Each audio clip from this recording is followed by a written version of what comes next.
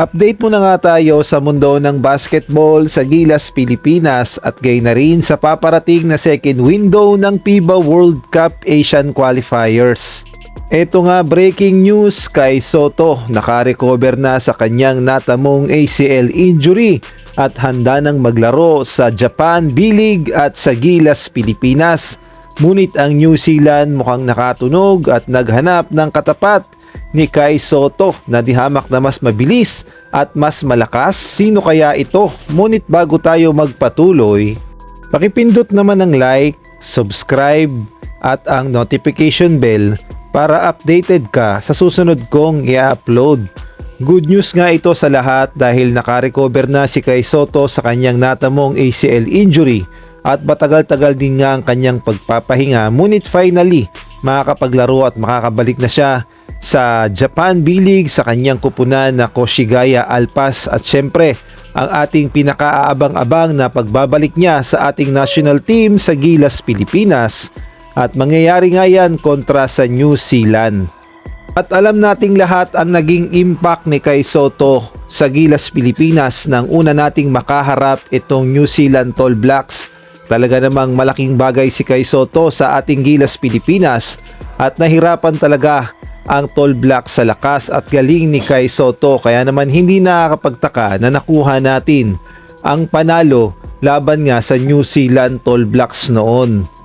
Ngunit sa pagkakataong ito mukhang nakatunog ang Tall Blacks na babalik na itong si Kai Sotto, kaya naman kung ating ngang mapapansin ay di hamak na mas malalaki at mas mabilis at mas matatangkad na ang bagong lineup ng Tall Blacks at ayan nga yung mga nakaharap ng Gilas, Pilipinas at hindi nga tayo nanalo dahil 2 beses na nating muling nakaharap ang New Zealand at pareho ngang talo ang naging resulta dahil nag-adjust nga ng lineup ang New Zealand at mga athletic at matatangkad na player na ang kanilang ipinalit. At ito pa nga, mayroon din pala silang legit 7-footer na itinatago. Ito nga si Julius Halifonua na may edad lamang na 19 anyos at ito rin ang posibleng gamitin ng New Zealand kapag nakaharap ang Gilas, Pilipinas at pwedeng ipangtapat nila ito kay Kai Sotto. Sa height na 7-footer ay mas mabilis at tihamak na mas maliksi ito kay Kai Sotto. Kaya naman kaabang-abang talaga kapag ginamit ito ng Tall Blacks laban sa Gilas, Pilipinas at makaharap ni Kai Sotto.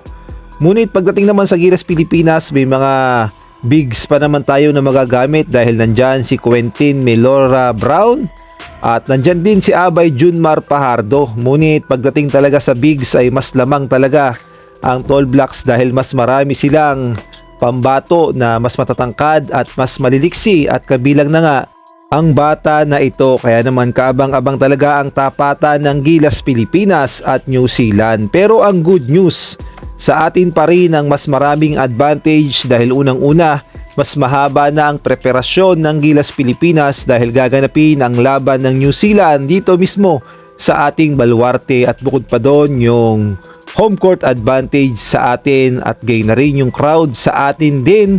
Kaya naman pressure din yan para sa New Zealand. Kaya naman sa tingin ko ay may tsansa ang Gilas, Pilipinas na manalo kontra New Zealand. At kung kayo naman ang tatanungin, sa tingin nyo sa pagkakataong ito manalo na kaya muli ang Gilas, Pilipinas kontra Tall Blacks New Zealand? Syempre sa tulong ni Kai Sotto ang pagbabalik at gayon na rin sa dagdag puwersa na si Quentin Melora Brown. Maaari kayong magbigay ng komento sa comment section.